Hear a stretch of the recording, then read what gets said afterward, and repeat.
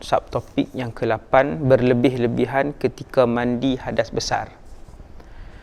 Mandi berlebih-lebih sehingga air termasuk ke dalam mulut, termasuk mandi. Air yang termasuk ke dalam mulut tidak membatalkan puasa kerana tidak ada unsur kesengajaan. Kerana mandi hadas besar memerlukan air merata di seluruh badan. Ni kita sedang bincang, orang dia puasa dan dia mandi wajib. Dia puasa dan dia mandi wajib. Macam mana tu puasa mandi wajib? Contohnya tidur, bangun-bangun nampak basah. Maksudnya keluar air mani. Maka dia kena mandi. No?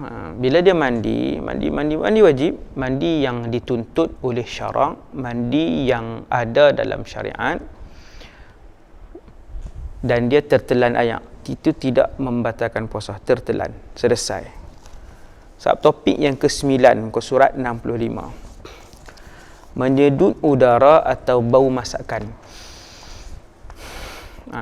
Waktu puasa, yang ni puasa sunat dan puasa fardu sama.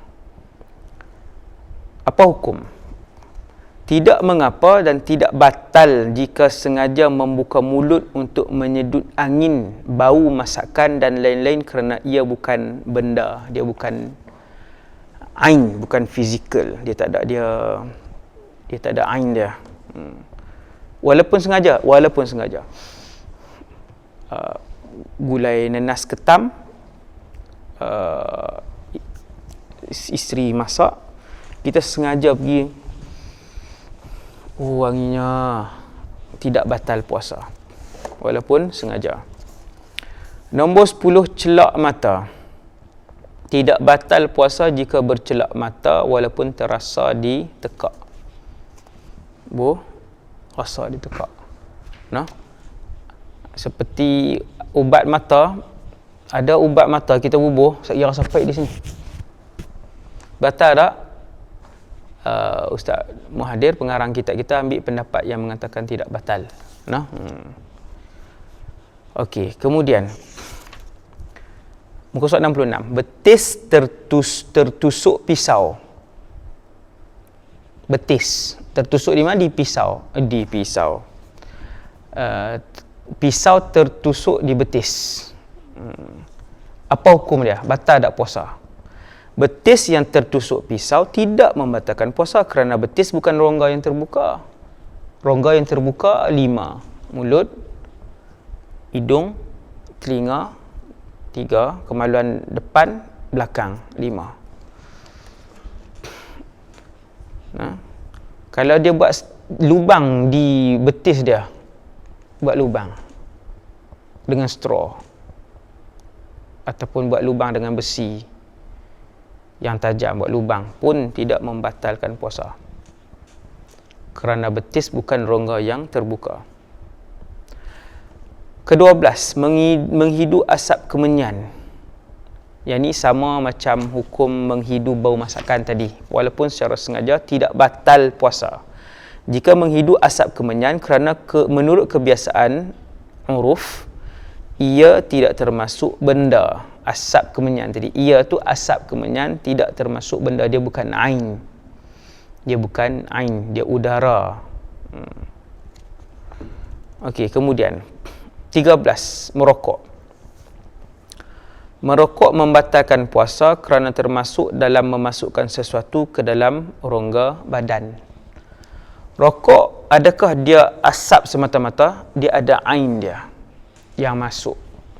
Ada fizikal, habuk-habuk, dia ada fizikal, ada ain dia yang masuk. Maka dengan sebab itu merokok membatalkan puasa kerana termasuk dalam memasukkan sesuatu ke dalam rongga badan.